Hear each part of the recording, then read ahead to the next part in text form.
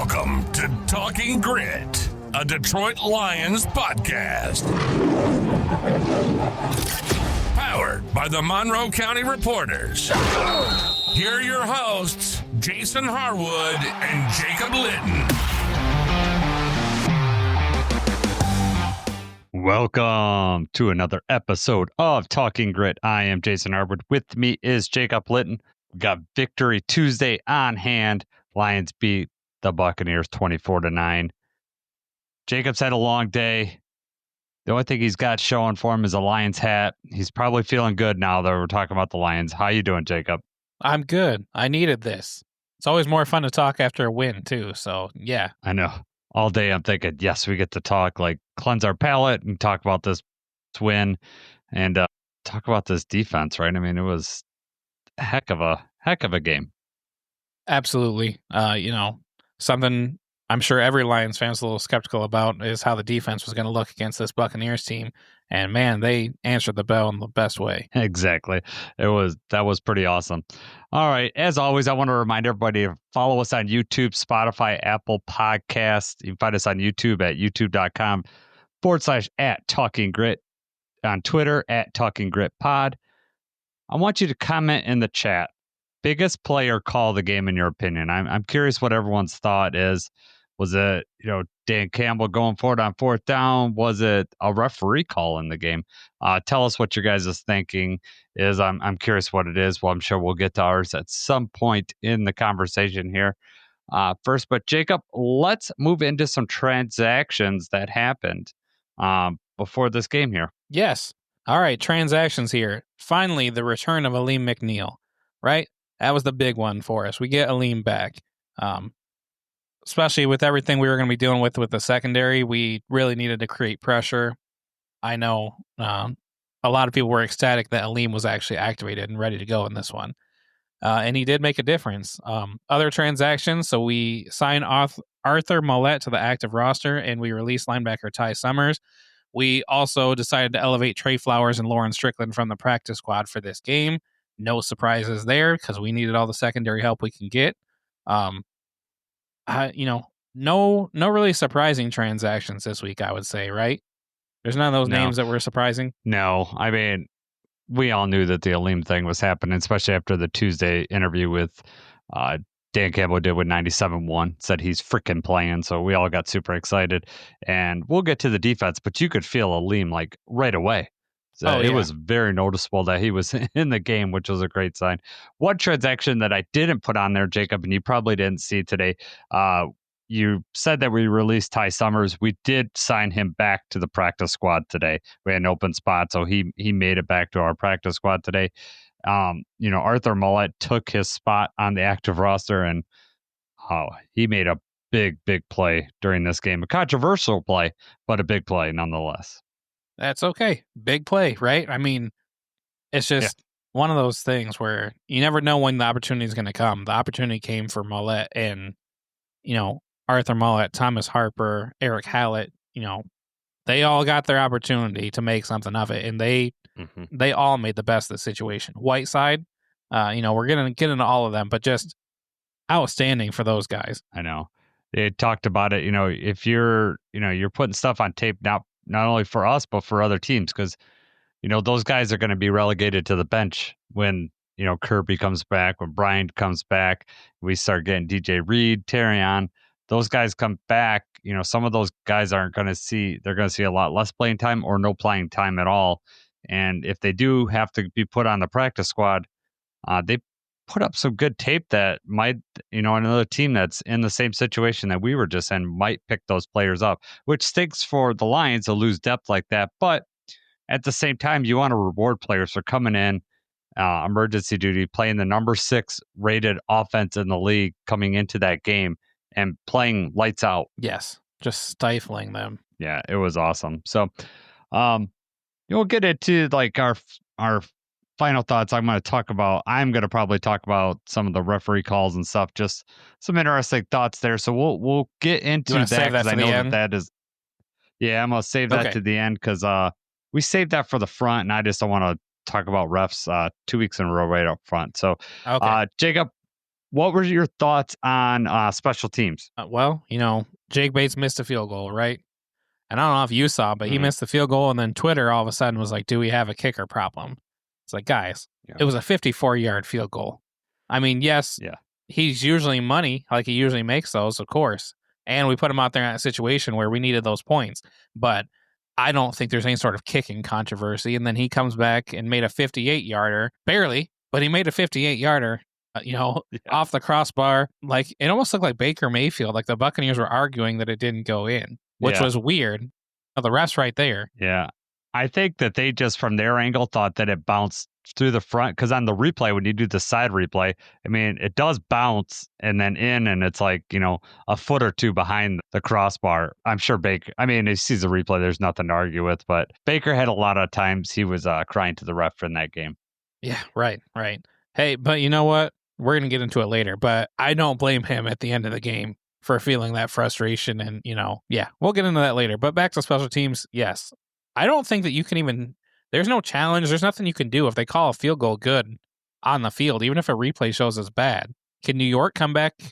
I guess New York can do whatever they want now, but, if we're going by the rules, I don't think that anything can be done. It's a judgment call, especially if it's like going over the post or anything like that. I don't think the replay can do anything. That's usually what it comes down to is it's over the post, and that's like but something like this where 100% like you could tell in or out. If it bounced off the crossbar, it's either in or out. It just seems weird that if it had fallen out, but they ruled it good, that wouldn't be able to be overturned. But I don't think in the current rules, I don't think they can. Yeah, I'm not sure. I don't know. If it can happen, I'm waiting for it in a Lions game. That's for sure. Yes. If it can happen, it will happen to us, and that'll be when everybody finds out that it can happen. Yeah, exactly. It'd be like, and subpart 3A from the rules. Right. Crazy stuff. We'll have to get to Jeremy Reisman. He always gets to the bottom of those rule issues. Yes. Jack Fox had a good game, 51.2 average. He had a 66-yarder, kept flipping the field, which was really good for our defense playing well. We're going to need Jack Fox later in the season to keep doing that if our defense can play at this level. We have more incentive to just kick the ball, in situations instead of having to go for it. I'm not saying that, we become super ultra conservative, but it doesn't push your hand to have to go for it in risky situations. You could trust your defense. And the way they were playing last night, I didn't blame Dan Campbell for any of those punts. Right. Definitely frustrating in the second half to be punting so much and just not being able to move the ball. But you're right. It was the right call, and the punts were good. And if the defense is stopping them the way that they are, there's no reason that you can't feel comfortable punting it down the field with a lead. Exactly. So Savatia, I don't know, Savatia, I'm sorry, I'm mispronouncing the name, thinks that you can challenge as long as it doesn't go over the post, which we could look that up because I'm actually interested in the answer to that. He's fine with Jake Bates, says he's usually only money when it's an absolute must. It's, at the end of the game, like in the Houston game last year when he kicked it and we were all holding our breath saying, make it inside that post. And he's wondering if, I don't know if it's a guy or girl, sorry. So I said he, but I could be either. Do you think that we could win the Super Bowl without our starting corners or safeties? And I think that's a bigger overreaction. No, I don't think that we could. Well, but to be fair, I think that it shows that we can hang around. Can we win the Super Bowl on the surface? No, it would be very hard. It'd be really difficult. But all it takes is for everyone to be on the same page, for Shep to have the game plan that he did. If you all play a perfect game and you play good ball, then yes, we, with this team, can win. And the Buccaneers are a good team. I know a lot of their games have come down to the wire and they've kind of snuck in on the right side of the, towards the end. But I mean, it's any given Sunday, right? And it's just this year, the way it is, anybody can beat anybody. That's abundantly clear. 100%. It's, Buccaneers are a good team. And when we get to our offense, they have a good defense. And Todd Bowles always plays the Lions so tough. I remember last year, I was expecting a tough battle. We'll get to that in the offense. Some gripes that I had, but let's start with this defensive performance. It was unreal. I know it's recency bias, but definitely one of the better ones that I've seen, especially with when you take expectations into account. Like we were all thought, I mean, my worry is Baker is going to burn us, especially when it was announced that Ibuka and Evans were going to play. And I'm like, man, we don't have any of our starting corners or safeties. We're going to be in a lot of trouble. And really, we weren't at any point during that game. We held them for fourth down on third down, 4 of 16. They were 2 for 5 on fourth down. I was happy with that. That was good. A lot of it was good tackling too, right, Jacob? We were on, man. We really like. How many times do we say that we always let the first drive go? The first drive always is a touchdown, except for the one game. The defense seems to, take a little bit of time to settle in, but it just seemed like from the get-go, we just were not willing to give them anything. And they had to resort to, these quicker hitch routes and these kind of, third and long situations where they kind of just got some of the yards, 4th and 5, where they dive short. We weren't letting anything open down the field. Yep. I the secondary gets a lot of recognition, and rightfully so. But I really think it was the pressure that we put on Baker, and that caused a lot of that, either the underneath throws or the misfires, or even if we weren't getting pressure, after a while, Baker started getting happy feet and started getting rid of that ball a little earlier than he had to. There was one of the late touchdown passes that I think Whiteside blocked, had a PBU in the end zone. Baker let up on that and could have kept throwing it to the back of the end zone and probably would have had an easy touchdown. But I think he had just overthrown on a previous throw, so maybe he was taking a little bit off, and I think he took too much off. It was just those things that Baker just didn't look in sync at all game. And, you could say, well, Baker plays his best game, then we get burned. Well, I tend to look at it a different way. We got enough pressure and took Baker out of his game, right? That's the way I like to look at it.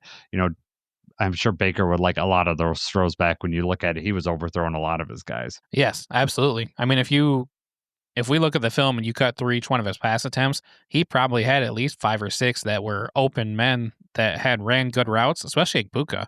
I mean, he targeted Ibuka a bunch. He just could not hit him. And it wasn't that Ibuka wasn't open. He just either didn't have the time or just felt the pressure. And depending on where you look, we recorded between like 30 to 40 pressures in this game. Baker had 50 pass attempts. That's nearly every time he dropped back. I mean, and that played into the frustration for Baker towards the end. Yeah. And, one thing that I guess I didn't fully realize till the end, that Baker didn't rush once in that whole game, which is a huge win just in it itself, bottling him up, because yes, he could be missing his throws, but usually he could hurt you with his legs. Not like a Lamar Jackson hurting your legs, but a big third down play, getting a first down like he did the previous week. Those are the Baker Mayfield, like, that gets his whole team involved too. It seems to like pump them up and get them going. They never allowed that. Our linebackers, starting with Jack Campbell, were so on point. And when you get to the snap counts, which, Jacob, I know you probably just came home from work, so you haven't had to see it. Jack Campbell, 100% of snaps. Anzalone, 100% of snaps. We're used to seeing that. But when you get down to Derek Barnes, 88% of snaps. That means that 88% of the plays we're playing 3 linebackers. Some of that might be secondary, some of that may be just the scheme that we decided to play. But I know Derek Barnes had a really good game too, and he always seems to do that against Tampa Bay, right? But Jack Campbell had that first tackle for loss where he was out wide. I remember you and I texting. You're like, you thought that Sheppard yelled at him to get out there, and he wanted Jack Campbell out wide. Do you still think that? I worked I worked today. I did not have time to review that, but on the broadcast, Shep's yelling at somebody to get into position. And, he's trying to, not necessarily that they're in the wrong position, but he's just trying to relay what's happening or what he sees. And then when they cut to them lining up, then you see Jack Campbell going outside over Rachaad White. And that's the exact play that they're running with that screen. And Jack Campbell just reacts to it so quickly, as if he knew that was coming. That's what he was defending. He gets there so fast, the offensive lineman can't get out there to block him, and then he ends up smoking Rachaad White. And it was just a fantastic play. That was awesome. Yeah, it was awesome. That play. I showed my boys, and they weren't as impressed as I were. They're like, it's just a tackle, Dad. I'm like, no, that was a third down play, and we got off the field, and that's Jack Campbell out wide. he screamed in, knew what was happening so fast that they couldn't get a block on him. It's an unreal play. Awesome play. And you kind of mentioned it before, but it did seem like there were quite a few times where we just let 3 people go. We had the linebackers all out there. We let 3 rushers go. And then we had Derek Barnes or Jack Campbell, like somebody almost as if they were quarterback spy or like kind of a delay right there. And I think maybe that had something to do with the fact that Baker couldn't run. Besides the pressure being in his face all the time, there was not any easy escape route. But I think the one that Jack Campbell had that was the sack was Baker like trying to run away and he just couldn't get out quick enough. It might have been Derek Barnes. One of them, no, Barnes had the sack. They got back there. I think Jack Campbell's sack was Baker kind of stepped up and tried to move, but Campbell was right on him. He crashed down. That was when Aleem came in. Jack Campbell's sack was Aleem, like I think it was the second play of the game or something like that. Aleem just like bulldozes the line. Baker doesn't have anywhere to go, and he starts to break up, and then he's going to take off, and then Jack Campbell runs after him. Baker trips, Campbell kind of dives over him. Oh, that's Baker's right. That's immediately calling. He's calling because he got hit in the head. I'm like, what is Jack Campbell supposed to do? You tripped right in front of him. So, he live. It is. I thought that he meant, because you're right. That's when like Aleem feeling his presence right away. I mean, on both of the plays really, but I thought that Baker meant that during that shuffle, like in the pocket, that somebody had hit him up high when I saw him complaining. And then when I saw the replay and he was talking about how like Jack kind of hit his head, like, come on, are you really trying to like get that call? Is this what we're doing already? Yeah. Well, I mean, he had no right to get that call. He like fell forward. He wasn't giving himself up on that play. It wasn't like he was, sliding. And at that point, any contact is going to get you. He like fell right in front of Jack. And it's not like Jack just slammed his head. He like kind of like landed over him really. And then I mean, there's definitely a scenario where that's unnecessary roughness, but that's not what he did. I mean, yes, you could have absolutely tried to like crush him and led with your helmet or do whatever, but that's not what happened. It was like barely a glance. Derek Barnes had a great game again, got that sack. As you said, Al-Quadin Muhammad actually caused that sack, caused Derek Barnes to come in. Because originally, when I looked at it, I thought Derek Barnes was Al-Quadin Muhammad because of just the positioning of him on the defense. He's kind of like, he pulled back a little bit. But then I realized on replay, I'm like, that was Al-Quadin Muhammad that forced Baker to go inside right into Derek Barnes, and he got the sack on that. Derek Barnes had a great game, just keeps getting better and better. And he got a game ball, and he deserved it. Yes, absolutely. I know I messaged you. It's like, man, why is Al-Quadin Muhammad not? Because it just seemed like a couple of those, he was making, his presence felt out there. But there just seemed like a couple of those sack opportunities where Hutch was like crashing down extra hard. It seemed like almost every time it was Tyler Lacey, for whatever reason, that was on the outside. Yeah. And it's like, man, if Al-Quadin was out there, I think he finishes that sack. He finishes that play. Yeah, Al-Quadin is still like, I think, top 10 in pressures in the, and he doesn't play nearly as much as like Hutch. I mean, I think Hutch right now, the numbers are, he is 10 ahead of the next guy. Javon Curse is it Javon or Curse?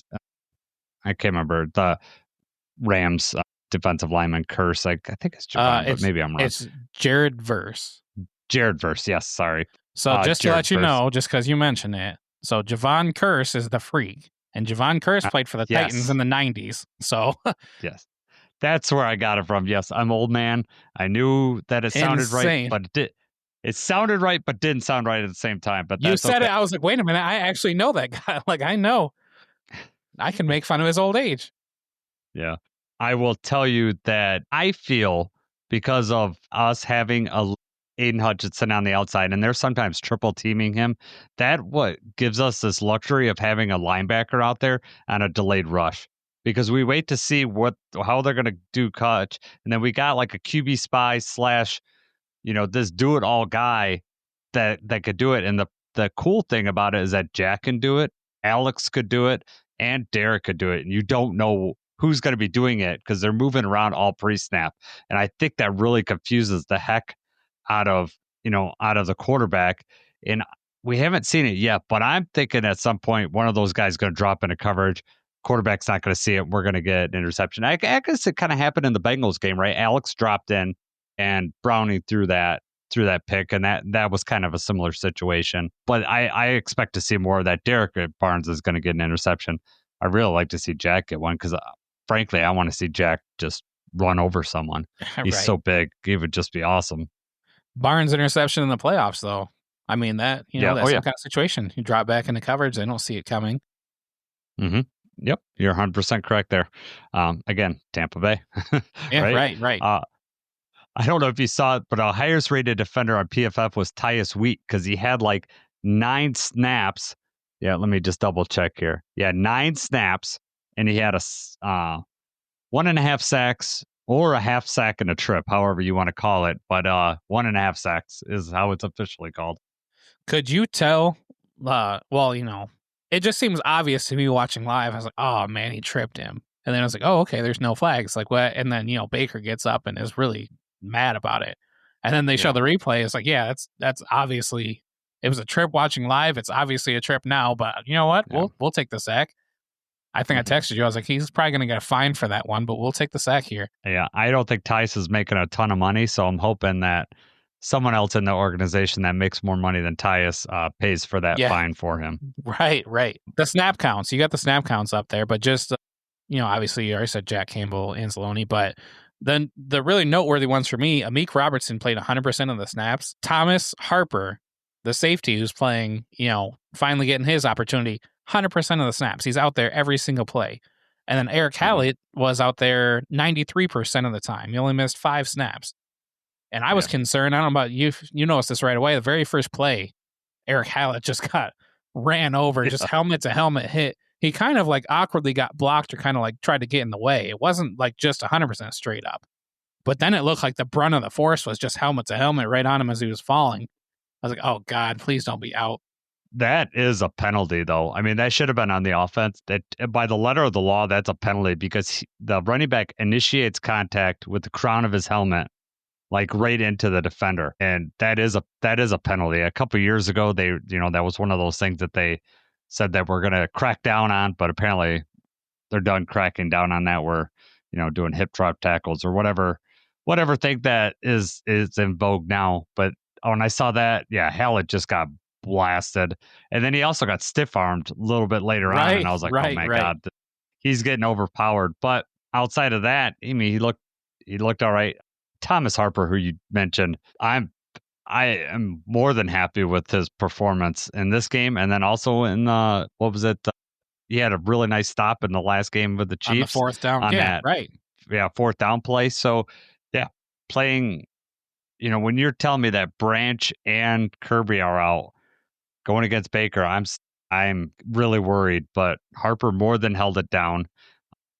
There were multiple times in this game, though, that I feel that Branch or Kirby would have got a pick on one of those overthrows. I think that they would have been just more ball aware because I noticed that our guys were really the safeties were really just focusing on the receiver. And I think Kirby and Branch are just a little more ball aware, and they would have been able to get one of those from Baker. I agree with that. Also, Whiteside. I mean, Whiteside had a couple pass breakups, which were really nice, but he was not. It did not look like he had interest in trying to catch the ball. I think he was just like, I'm swatting this thing away, which was the right call. Rather, knock it loose. Don't let anything up to chance. Yeah, but he played really well, like in coverage. So I mean, he, like I said earlier, like these guys got in their opportunity. All of them made the most of it. Yes, Whiteside was like the biggest surprise because I was really worried. I had confidence, obviously, in Meek. Meek is like a number 1 corner out there, and we got a bye week this week, but in the next week, depending on who's back, I have obviously no problems with a Meek covering Justin Jefferson if it comes down to that. Like if DJ Reed or Terrion, who knows, they're how that's going to happen. DJ Reed can't come back until after that game, so he guaranteed won't be in that game. So I would say even if Terrion's back, you travel a Meek with Justin and you let Terrion do Jordan Addison, whoever else they're going to throw out there. So I was super, super happy with that. This person's got to tell me how to say their name. So just type it out phonetically how to say your name because I want to say it right. But Savatia says, the defensive performance is this good. And, we're also looking to get Davenport back, Malcolm Rodriguez. Aleem's going to get better. He played 44 snaps in this game, which I was super surprised about. They asked them about it today at the press conference. They asked Dan Campbell about it, and they said the original plan was to not go that much, but they just found themselves in like a lot of third down plays, and they wanted to get Aleem in on pass rush plays. And that's a good plan. It obviously did good. I saw the all 22, Jacob, and they're having to double Aleem a lot. And when you have to double Aleem and you double Hutch and send chips out that way, that's a lot of resources on that side of the line. And someone else has got to win on the other side. And we were able to get pressure and win those one-on-ones. Yeah, DJ Reader slamming Baker down too. It was nice for him to get in there and get a hit. Yeah, Hutch having, the lineman, a tight end, and a running back, 3 people several times, just trying to make sure that he does not get through and disrupt the game. Yep. Yeah, I mean, Hutch still had a ton of pressures, didn't get a sack in this one, but man, he affected the game, either getting a holding penalty or just, he would bull rush. Sometimes he would just, if I can't get the quarterback, I'm just going to push my offensive lineman right back into Baker and make it, either rush that throw or throw him. So real quick, just to talk about the turnovers, because the turnovers were huge. You already mentioned Amik, but I mean, that punch out, that was awesome. Mm-hmm. Did you feel like they should have reviewed it, that it possibly was not a catch? Because in my eyes, I thought that was 1-2 step. He tucks the ball, then he gets hit. It was almost perfect. I thought it was clearly a catch because he makes a football move after he tucks that in, and the ball wasn't moving at all. It was like Amik is like the best at that that play, and he just seems like he has, he's taught Jack is getting really good at it too. Although, he misses and just punches someone. I don't know if you've seen that that was, I was waiting for that penalty to show up at some point, but it's not going to stop the Lions from trying to punch that ball out, because you get a turnover like that, it makes it well worth it. And yeah, Meek just punching that out. He was ready. He wanted to make that play, and he did. Yes. And then the other one being the interception we talked about. So, I have some Buccaneers people that had tried to say maybe that they should have taken a longer look at that fumble, like maybe it was an incomplete pass. I thought 100%, it's hard to be impartial, but it looked to me, like you said, the football move, he takes 2 steps, he tucks it, he turns upfield. It looked pretty obvious to me. But then how do you feel about the interception? So Arthur Mollett, great pick. He rips the ball away. He has possession of the ball when they hit the ground, and then they're kind of fighting afterward. They do have the whole rule about the simultaneous possession goes to the offense. But if we're putting a percentage on it, I would say that's 75-25 that it was Arthur's ball, or that he had the ball. He was the one that had it when they hit the ground. Yeah. This one I get being more like 50-50, or maybe them being more angry about. But I still, like I said, it's hard to be impartial, but I feel like it was the right call. Where's your head at with this? Yeah, I have a feeling if I'm a Buccaneers fan, I'm probably, saying that's a simultaneous catch. I'm a Lions fan, and I see it as how you saw it. If he'd have caught it straight up, like, what was the tight end's name? Kate Otten. Yeah, Kate Otten, I tried to combine his first and last name. So Otten juggles it, and he doesn't come down with the possession right now, which gave Mollett an opportunity to get his arm in there. And you're right, when he comes down there, Otten really, the only thing that's the reason why his arm's up there is because Mollett has his arm like pinned against Mollett's body, and that's what makes it look like he has a possession. But the ball is cleanly in his hand and against Mollett's chest, and you're right, probably 75-80% of that is Mollett having the ball. Otten's arm is in there, but I was shocked when they ruled it the way they did it. I just didn't think there'd be enough to overturn it, but I was really happy. I have a funny story about that, though. So Bradley, my youngest, is at Boy Scouts, and he missed the first half. He actually came in right when that play happened.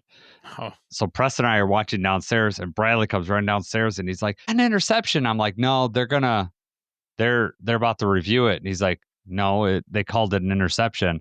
And Bradley's stream was way ahead of ours. And so when he got downstairs, he already knew about it. So we kind of got ruined that it was, that it was an interception. But like you, Jacob, you just felt that pressure release, and I was like, oh, good, it's our ball, and we can just let it see what's happened. I didn't mind being spoiled. Yeah, right. When it's good news, I mean, either way, it's like if I know that it's happened in real life, I just want to know. I'm not like I have to see it on the TV. So yes, spoil it for me, for sure. Yeah.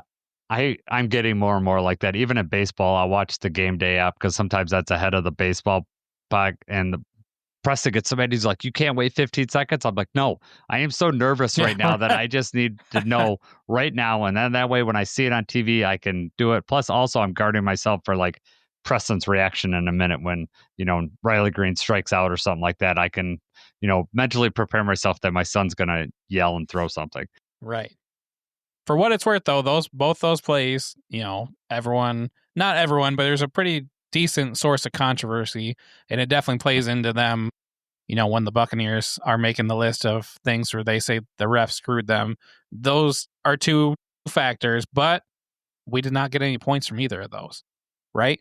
So, I mean, in the grand scheme of things, no, it did not affect the game for us. Should we have gotten points off both of those on a short field? Absolutely. Like, did the offense kind of falter?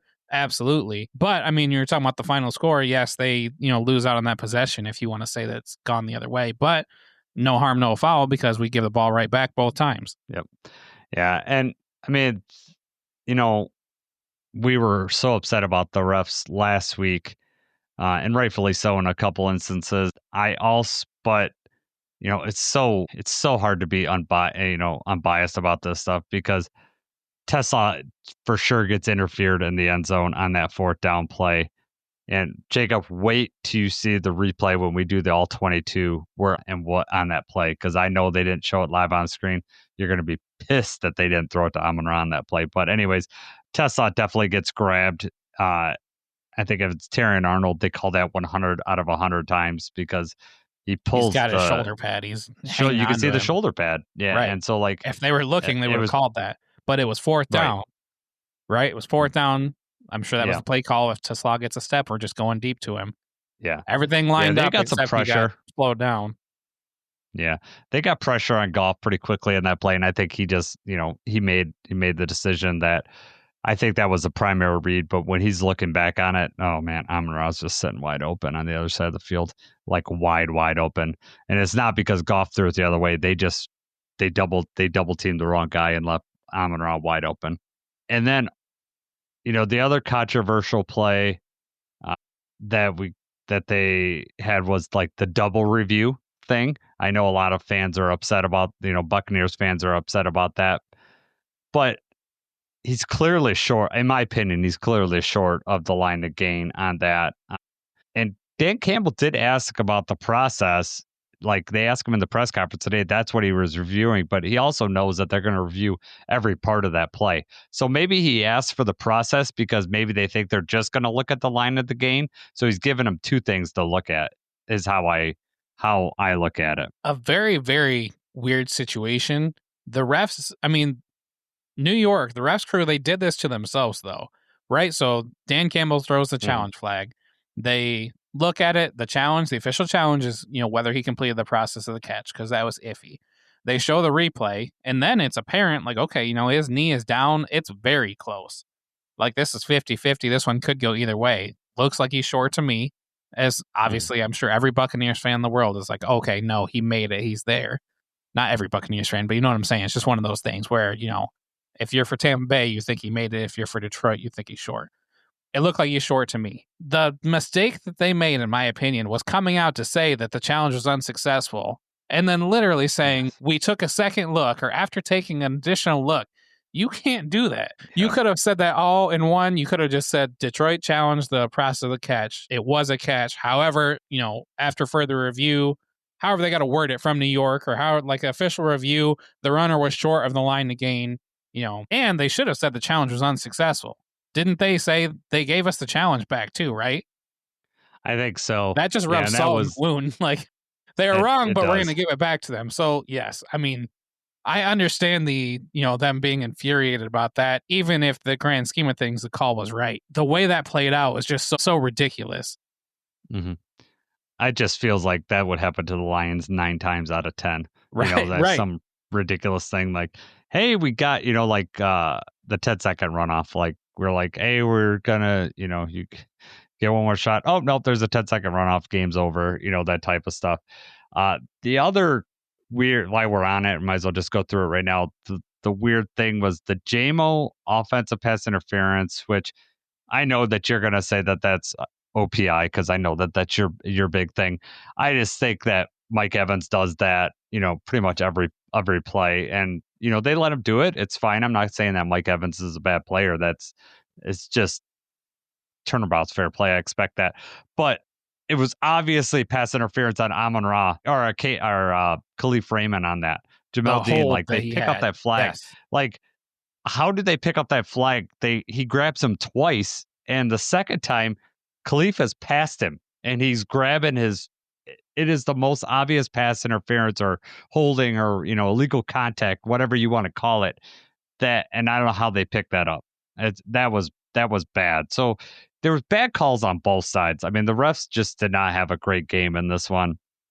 If you're a Bucs fan, you're going to look at it like, you're going to look at it as, we got screwed. If you're a Lions fan, we're used to that. So, we just think it's par for the course. And then when we get a good call, we just look around like we stole something, right? And we didn't get caught. Yes. The frustrating part about that is that the flag was thrown. Like, the ref did see the hold on Khalif. They threw the flag and then realized, like, well, these are offsetting. That's what it felt like, is like, okay, these are offsetting penalties.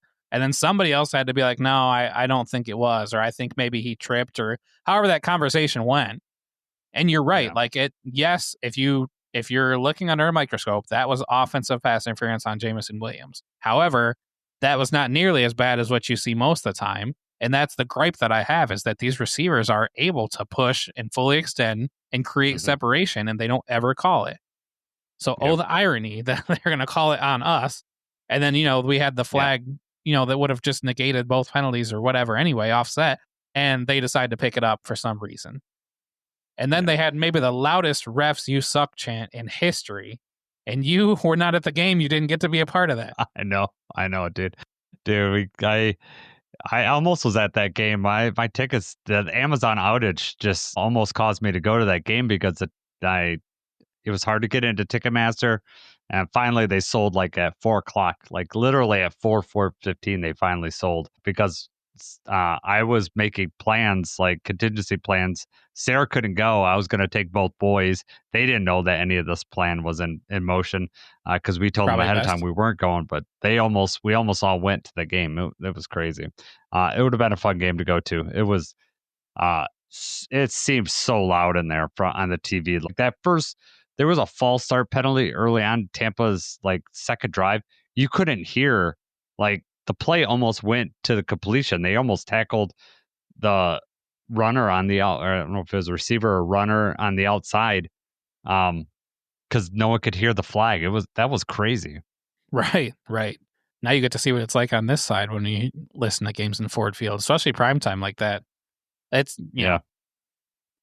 it's loud. You can tell. I can't wait. Well, I expect when I go to Green Bay on Thanksgiving that we're going to match that times 1.5 or something. That game's going to be live. Yes, 100%. Get some false starts for Packers. All right, man. Let's move to the offense. Start with third down, just like we did for the defense. We were 3 for 13. Very disappointing in that point. And then 1 for 2 on fourth down. Although, like we said, there should have been a flag on that second fourth down. But the one fourth down that we get was Gibbs, man, just giving it his all and getting that. That was so tight, them giving him the first down. And I still don't see a definitive angle that he got that, because like it looks like he's got it, but it depends on where that ball crosses the out of bounds marker.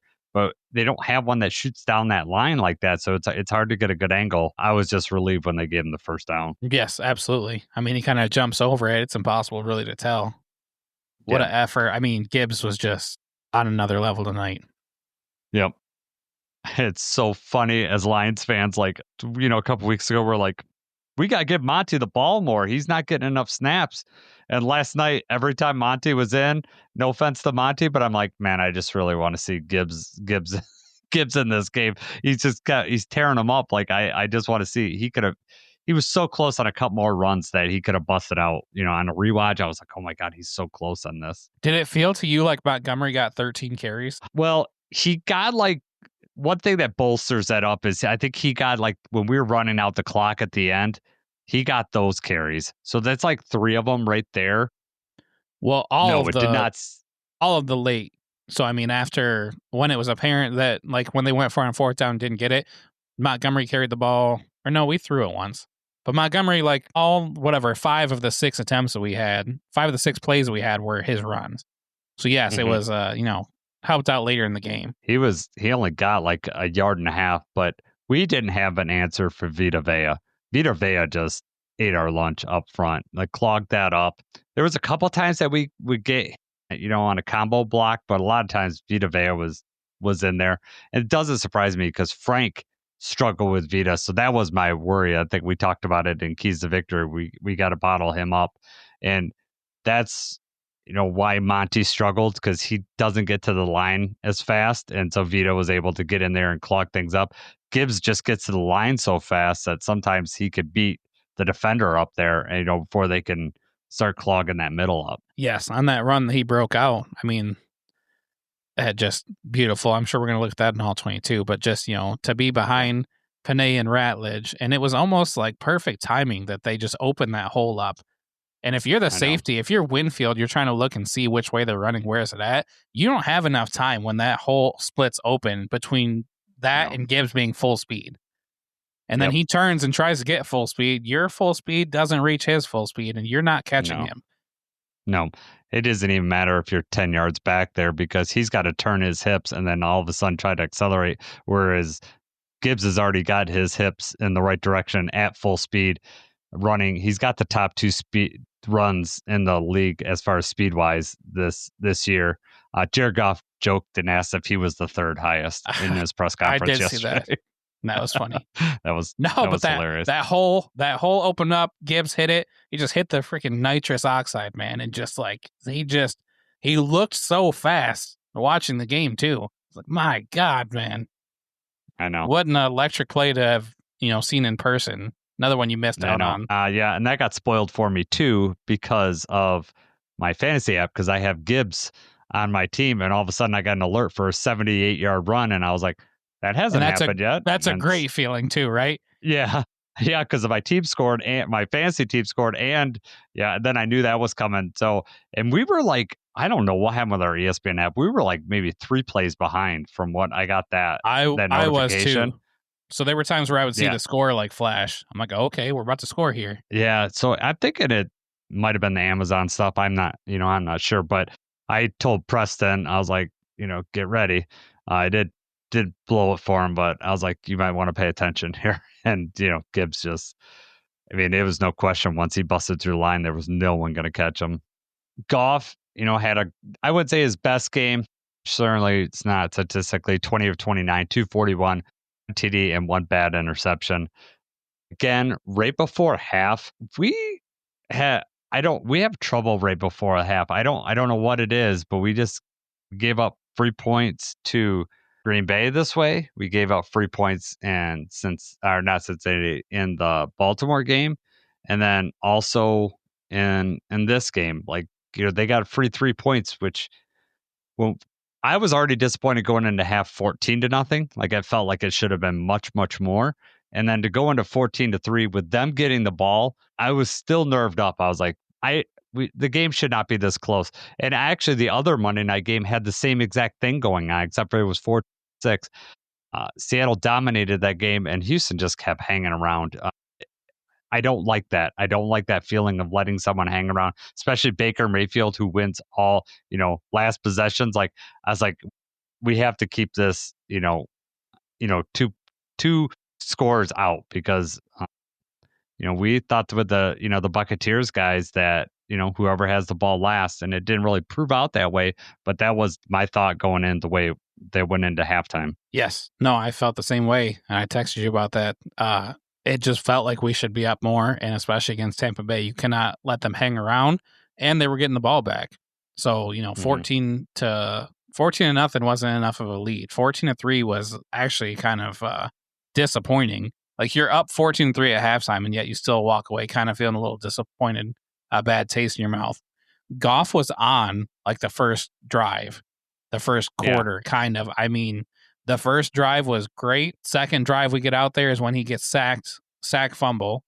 The defense steps up. Next drive is that fourth down where it's like we were driving. We're in the red zone. This is when we don't punch it in the red zone because we went for 4th and 2. We went for it all to test law. But then after that, it was just like he was missing throws. You know, the defense was doing a really good job of disguising pressure. They were getting home quite a few times. And then you had the really bad interception. And I mean, just it's frustrating. They fumble it when they fumble it, we start that drive at their 41-yard line. Mm-hmm. And then, 2 runs, an incomplete pass, and then the missed field goal. It's like, that's really disappointing that yet again, we get a turnover and we're not able to get points off of it. They get the ball and first play interception. You're like, okay, here we go. We're on their side of the field again. And then, he takes a sack, and it's right after the sack. This has happened several times at Goff. It's right after the sack, and I don't know if it's just that he feels like he needs to get all of that back right now. Usually you can kind of see like what he sees or what he saw or what he made the mistake. This was just terrible. And I mean, I would like to revisit this in all 22. I haven't got to see it today, but I mean, I don't know what he saw or why he threw that ball. It's 2nd and 19. It's not even like it's 3rd and long. I mean, we still have time to get closer and maybe get that field goal back. And instead, you throw a really bad interception. We give them, 20 seconds, 30 seconds or whatever, and that's enough time for them to get a field goal of their own. And luckily, it didn't end up mattering that much, but it definitely could have, especially when they come back the very first drive of the half and score. Mm-hmm. Yep. It's just deflating mentally too, just to like give that up and score right before half, and then they're going to double up. Amon-Ra like disappeared in the second half. Like it just seemed like we kept finding him wide open in the first half. 6 receptions, 86 yards, but I don't know what happened. I don't know if they changed their defense. That should leave someone else open. Should leave JMO open. Should leave Laporta open.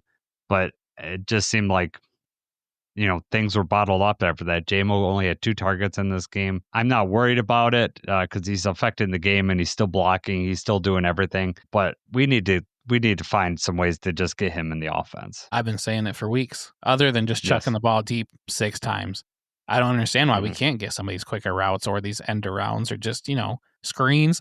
You got to do something to give him the ball and give him a chance. Because he's electric. He could break one off just like Gibbs can, right? I mean, you never know. Yeah. But if you don't give him a chance, that we're never going to find it. And it really, Goff, 20 for 29. But most of these completions and most of his better plays outside of that first drive when him and Amon-Ra were on, I mean, he hit Brock Wright, 3 catches, 23 yards. Laporta, 3 catches, 15 yards. Khalif Raymond actually had 3 catches in this one. Gibbs had 3 catches, 82 yards with those.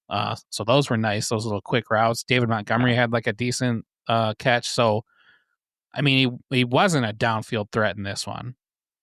Not that you necessarily had to be, but I mean, once the offense became stagnant and stopped moving the ball, it's hard to say if that was Tampa Bay's defense just responding well and, dialing up the right kind of defensive play calls. Maybe that's what happened with Amon-Ra, but it was an okay game from Goff. He left a lot out there for me. He did. He looked uncomfortable in the pocket. They were getting some internal pressure on him, so that really affected that. I was really shocked that Gibbs was able to get so much in the passing game because last year they focused a lot of resources, and I remember a lot of passes out to the flat. They were attacking Gibbs immediately. And this one, 3 receptions for 82 yards. An insane average for a running back to have, per reception. And it wasn't like they were deep shots. They were all like in the flat, and Gibbs was just, breaking tackles or making guys miss and getting, a lot of yak. It was nice. Yeah. That first one where those 2 guys, I mean, they had the 2 players to stop him right there, but they both whiffed on that juke move. That was awesome. Yeah, that was awesome. You see the little pellets fly up in the air too from Gibbs stopping so suddenly. That's awesome too. Kind of looks like Sonic, his feet going real fast, just like the smoke that's turning up. Yeah. One thing that I will say that I really like about this offense is this happened in the Cincinnati game too. You get to a point where the other team's threatening, right? Like, right after half, the Bucs go down and score, and then we go on a drive, 7 play, 73-yard drive, and just like, oh no, it's back to 2 scores. Like that game, like totally changes if we go 3-and-out there, and then the Bucs, they'll start to feed some momentum, and it's like, no, the offense knows when to turn it on. It reminds me of like Happy Gilmore when he can't putt and he just like hits the hole in one. He's like, we should just do that every time. That's why I feel like this offense, like, why can't we just do these 7 plays, 73-yard drives? They make it look so easy sometimes. And I'm like, just do that every time. Right. Very good at responding. Yeah. But I mean, also that responds, a lot of it had to do with Jahmyr Gibbs as well. Oh yeah. 100%. He loves Monday night, doesn't he? He did jump in the stands like he did in that Raiders game. I really wanted to see him do it. Right. That one could have been a long touchdown where Sewell pulled. So Sewell just whips his guy, and then Sewell's running down like full speed. And Winfield's right there. He just kind of missed it. Crazy that Winfield was able to evade Panay and then also make that tackle.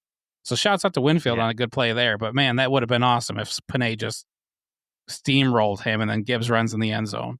Sewell had too much head of steam and he couldn't change his direction that quickly. Right. That's the way I look at it, because I knew that it was so nice that Gibbs just scored on the very next play, though. Just did a nice spin move and just put it right in the end zone. There was no crazy spin move. Yeah, that was awesome. Before we move on to the Roar Alert and a great guarantee, I do have a question for you. So, right before Goff throws that interception, we get the 2-minute warning, and we run a play right before that 2-minute warning. Were you screaming at them to just let the clock go all the way to the 2-minute warning? Were you surprised that they ran a play there? I was surprised that we ran the play, but I know better than to question them now. I'm sure that whatever defense they had lined up out there, they thought they saw something there, right? Yeah. Because that's not something that they take lightly, and that's definitely not something that they're just going to throw a play away.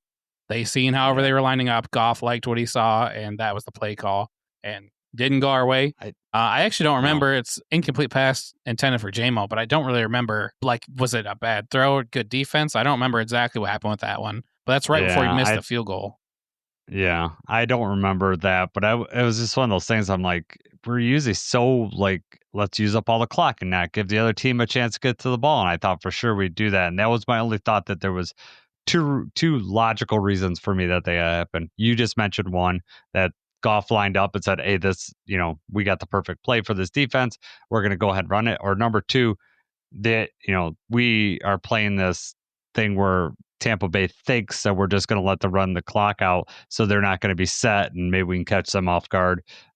Neither of that happened, and then we ended up just giving Tampa Bay more time on the other side of the clock, which may in fact end up giving them a field goal. But I was just really surprised by that. I haven't been exactly happy with our 2-minute offense at the end of halves and thus far in the season. It's something that we need to work on. Either we're going 3-and-out, which we've done like in Green Bay, and we're giving the other team a chance, or we're just making, throwing an interception. We're, in the Baltimore game, we ended up giving, that was a 3-and-out, gave Baltimore, scored a touchdown right before half. Kansas City, we did the same thing. Rob missed on that catch on 4th down, and then, Kansas City capitalized, scored a touchdown, big swing in that game, which, was, again, I contend that was the biggest play in the game, regardless of what the refs called. But that, it was, I hope that's something that they look at the bye week and then they make some changes and, figure that out. Yeah. And I don't know if that's a play calling issue or why, you're right, though. It's just we're falling flat in those moments. Yep. Let's move into. All right, we're gonna review the Roar Alert here first. Jacob said Hutch is going to have a big game, and while statistically he certainly didn't have a sack, I would go ahead and give you credit, because I think that he really affected this game the way it was handled. He did not get any sacks. He didn't get, he did get a fumble recovery, but he, like we said earlier, he really affected Tampa Bay's and Baker Mayfield the whole day. I would say that he made a decent amount of noise, a considerable amount of noise. Our defense is not nearly as good without Hutch in that game. He let other people shine, but it's kind of like a JMO effect, right? Some of that stuff you just don't see statistically. But when you watch Hutch and the All-22 getting double or triple teamed, he allowed other people to win their one-on-ones. And then he was still able to lead in pressures for the whole week. I mean, even getting as much attention as he does, he still affects the game so much. Yeah, that's wild. Yep. Jared Goff, I said, was going to have a roar alert, and while he started out like gangbusters, he did not. I wouldn't say that he necessarily was not bad or anything like that. He just didn't make enough noise. Neither one of us picked Gibbs, who would have been the clear answer in this one right here. For sure. Or maybe even the defensive secondary. Yeah. That would have been very ballsy for one of us to pick, going into this game. Yeah, right. All right. Why don't you review the grit guarantees for everybody there, Jacob? Grit guarantees did not go our way this week. Jason says that both Demo and Gibbs will score. So they're both going to score, and they would break the touchdown record of, both players scoring, which would have been awesome. Monday night, yeah. I felt like that definitely could happen. Gibbs did more than enough his share. Montgomery, unfortunately, was not able to find the end zone. So that grit guarantee did not come true this time. I would say that's closer than my grit guarantee, though, where I thought that Tesla was going to have his first multi-catch game. Maybe if he wasn't being held, he would have had that touchdown there. But other than that, don't think that was going to happen. He actually only had 9 snaps in this one. So yeah. Snap counts been up and down for him as of late. So yep. Yeah, that was kind of disappointing on that. So my final thoughts was going to be on officiating, which we talked about back up at the defense. So as I just want to say, the defense played good. Kelvin Sheppard is finally going to get noticed. And I'm not saying, good riddance to Aaron Glenn at all, but man, Shep really really has a good plan for a lot of these teams. And that's what I'm noticing that I'm liking, that it seems like he's really game planning to a lot, these teams' strengths, taking them out of it, and bottling up. I know the Ravens don't look like anything now, but when we faced them, they had their full offense, and we did a very good job of keeping us in the game so that we could win that. Shep's doing all this with backups in the back end. So he, and Teja is saying he better not be a head coach next year. I'd be so mad. I think I was just gonna point that out. Like when you were done, it's just that's the pro and the con, especially in the prime time. You talk about from the player level. So first off, these players that are like fringe practice squad roster, Arthur Mollett, some of the other guys, we want them to do well. We want them to help the team. But when they do well and they help the team, that means that chances are they won't go back to the practice squad, that they're going to be on a different team's roster. And then we don't have that depth. And then when you bring that up to the coaches level, that's kind of the same thing. We hoped that we were going to have Shep around for a few years and that we were really going to have a good thing, have some continuity, but he did a great job. He called it a great game and he brought attention to himself for sure. But now, if this defense is ranked top 5 at the end of the year, there is a chance. I mean, he gets interviews. There's a chance that he might be one and done here. Yeah, he's so young, and I think that teams are going to maybe want a little bit more experience. However, if we do win the whole thing, Super Bowl might trump all that, and they're going to want the next big thing, which, great for Kelvin. I love listening to him in his press conferences. I love the job he's doing, so I hope the best for him. But selfishly, just like Ben Johnson for the last few years, we don't want to see this guy go. We want to keep our young up-and-coming coordinator with us for a little bit longer. Yeah, exactly. We were hoping to have a few years, but if he's doing well, especially in situations like this, right? And that was a big thing that people said about Aaron Glenn is that, hey, all the injuries, everything we've been happening, he's taking people off the street and giving a serviceable defense. And AG had been doing it for years, obviously. So, yeah, I don't know. Pros and cons, good thing, bad thing. Yeah, I will say that just a thought on like us bringing up guys. just seems, it reminds me of like the Patriots. Bill Belichick would have, like you're wondering how Troy Brown could be a wide receiver, but then he come in and could play cornerback. It's like they're so good at distilling down what your responsibility are. These kids play fast, and they don't try to do too much. Like you said, Whiteside wasn't trying out there trying to pick or make a huge play. He's like, I just need to bat this thing down, get to the next play, and let good things come. Later on, just do my responsibility, and I hope it just keeps going. I was reading through our chat. I didn't realize we had so many messages in here. Yeah, Deja was enjoying. She just wants us to spread the rumor that Kelvin Sheppard kicks puppies and pushes old women. You don't want him on your team. Let's not do that. He doesn't do that. So yes, quite a few messages, Deja. So we appreciate you being on there. Again, the question of the day for anybody out there was, what was the biggest player call during the game that you think swung, the Lions' way? So I'm curious what that is. If you want to comment and hit the like, subscribe while you're at it. All right, Jacob, it's bye week. Are we going to go live on Thursday for the Chargers-Vikings game? I would like to say bolts up and go live on Thursday, right? Okay. All right. So that plan is right now to go live Thursday. We will have Lions talk throughout the thing. I don't know if we're going to do the whole game or not, but we'll be on live certainly for the first half.